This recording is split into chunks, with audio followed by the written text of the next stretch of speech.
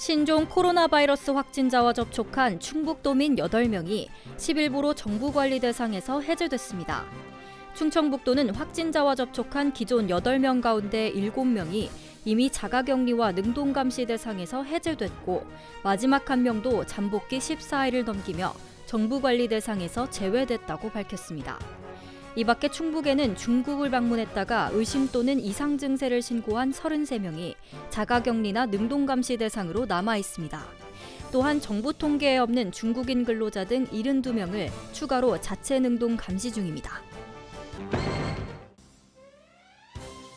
충청북도가 신종 코로나 바이러스 확산으로 인한 어려운 경제 상황에 놓인 도내 중소기업을 위해 특별경영 안정자금 50억 원을 긴급 지원합니다.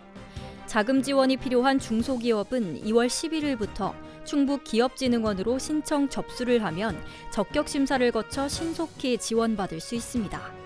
지원 대상은 코로나 바이러스 확산으로 인한 계약 취소, 납품 지연, 거래처 변경 등으로 피해를 입은 중소기업이며 기업당 최대 3억 원까지 지원합니다. 충북도의회가 신종 코로나 바이러스 감염증 확산으로 위축된 지역 경제를 살리기 위해 힘쓰고 있습니다. 도의회 의장실에서 지난 주말 신종 코로나 관련 브리핑을 청취하고 협력 방안에 대해 논의했습니다.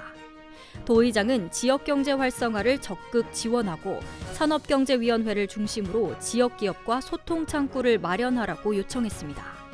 아울러 현재 추진하고 있는 혁신도시 지역 내 지방세 세제 지원, 진천 음성군 농산물 팔아주기 등 다양한 방안에 대해 의회 차원의 지원을 아끼지 않기로 했습니다. 다음 달 말까지 청년들의 취업 역량 강화를 위해 추진하는 청년 취업 역량 강화 사업에 참여할 대학을 모집합니다. 이 사업은 대학에서 학교별 특성이 반영된 취업 역량 강화 프로그램을 구상해 제안하면 대학별 최대 2천만 원을 지원받을 수 있는 사업입니다. 신청 대상은 전문대를 포함한 충북 지역 소재 대학교이며 자세한 사항은 충북 청년 포털, 충북기업진흥원, 청년 고용지원팀에서 확인할 수 있습니다. 인터넷 스마트폰 과의존 예방교육 강사 및 가정방문 상담사 위촉식이 충북 지식산업진흥원 중회의실에서 열렸습니다.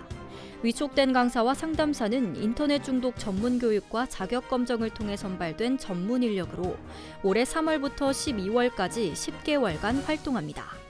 이들은 도내 11개 시군을 대상으로 유아부터 성인까지 생애 주기별 맞춤 예방 교육을 실시하고 스마트폰 과다 사용자 가정을 직접 방문해 바른 사용 습관 형성 등을 도울 예정입니다. 궁금한 사항은 충북 스마트 쉼 센터로 문의하면 됩니다. 알림마당입니다. 충북의 대표적 의료 사각지대인 단양군에 보건의료원 건립이 추진됩니다. 단양군은 107억 원을 들여 단양군 보건소 인근 10,000제곱미터에 안과와 치과, 산부인과 등 10개 진료 과목을 갖춘 30병상 규모의 보건의료원을 건립하기로 했습니다. 충청북도 내 첫 보건의료원으로 오는 2022년 개원할 예정입니다. 청주 시립도서관이 책 읽는 청주 후보도서를 오는 14일까지 추천받습니다.